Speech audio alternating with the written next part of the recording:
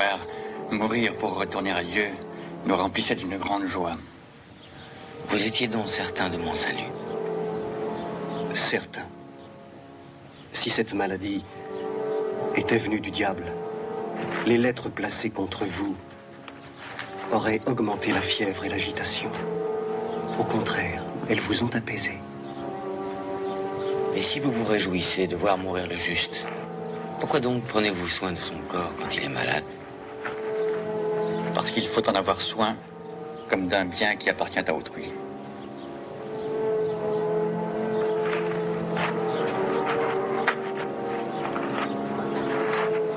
Nous sommes sur Terre comme des acteurs et jouons le personnage tel qu'il plaît au maître de nous le donner. S'il le donne court, nous le jouerons court. S'il le donne long, nous le jouerons long. En lisant les lettres de Saint-Cyran que vous m'avez laissées, j'ai compris, comme lui, que nous sommes entre les mains de Dieu, qui aveugle les uns, éclaire les autres, et souffle où il veut.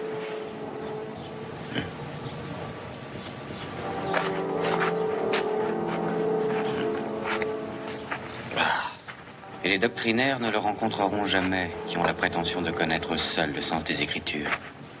Comme si la vérité était un objet que l'on possède et non une chose vivante que l'on connaît et cultive avec la raison comme avec le cœur. Dans l'ordre du monde, je me méfie de toutes les assurances de doctrine. Par exemple, il est raisonnable et de bon sens de croire fermement que la nature a horreur du vide. Sans aucun doute. Et pourtant, moi, je crois vraiment que le vide existe, même si cette vérité répugne à la raison. Je peux vous en montrer les preuves, que le cœur ne peut réfuter. On ne s'imagine, Platon et Aristote, qu'avec de grandes robes de pédants. C'étaient d'honnêtes gens, et comme les autres, riant avec leurs amis. Et quand ils se sont divertis à faire leurs lois et leurs politiques, ils l'ont fait en se jouant. C'était la partie la moins philosophique et la moins sérieuse de leur vie. La plus philosophique était de vivre, simplement, tranquillement. Vous nous étonnez de dire cela quand on voit le fatras de choses qui vous entourent et qui vous distraient. Vous êtes à peine sorti d'une grave maladie et vous voilà déjà incapable de repos. À peine remis sur pied, vous êtes tout préoccupé de science. Merci, ce n'est rien. Voyez-vous, cette activité me distrait de mes maux. Elle m'empêche de me fixer sur ma douleur, c'est-à-dire sur moi-même. J'ai froid. Voulez-vous ranimer le feu? D'autre part, j'ai idée que cette notion du vide dépasse de beaucoup l'intérêt d'une médiocre querelle sur la science. Mais voyons plutôt. Voulez-vous prendre la seringue qui est là-bas?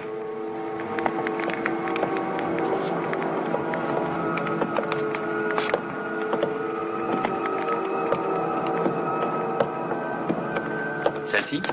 Oui.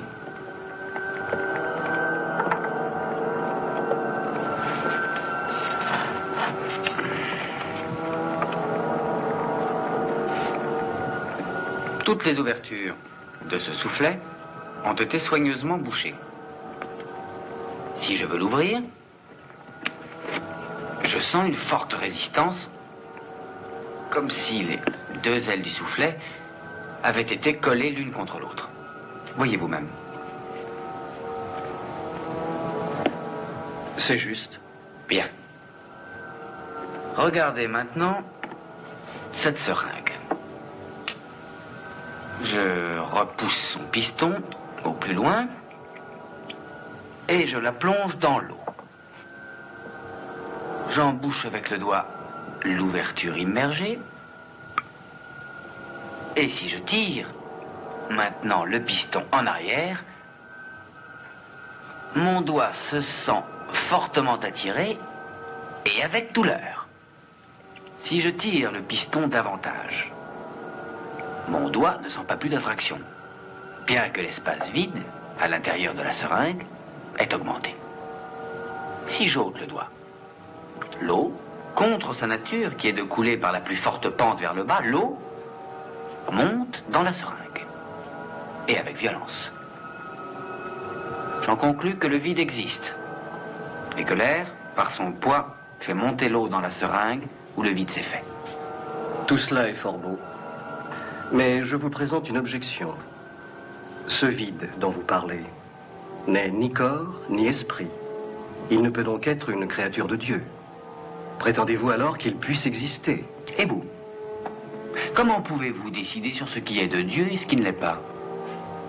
Dieu n'est-il pas hors de notre portée et caché à nos médiocres capacités d'entendement? Et croyez-vous vraiment que le fait de connaître et mesurer le poids spécifique de l'air, tantôt à un niveau, tantôt à un autre, ce que je m'efforcerai de faire, nous rendra moins misérables aux yeux de Dieu? Non. Les sciences ont deux extrémités qui se touchent. La première est la pure ignorance naturelle. L'autre est celle où arrivent les grandes âmes qui, ayant parcouru tout ce que les hommes peuvent savoir, trouvent qu'ils ne savent rien. Ceux d'entre les deux qui sont sortis de l'ignorance naturelle et n'ont pas pu arriver à l'autre, c'est-à-dire à l'ignorance savante, ont quelques teintures de cette science suffisante et font les entendus. Cela trouble le monde et juge mal de tout.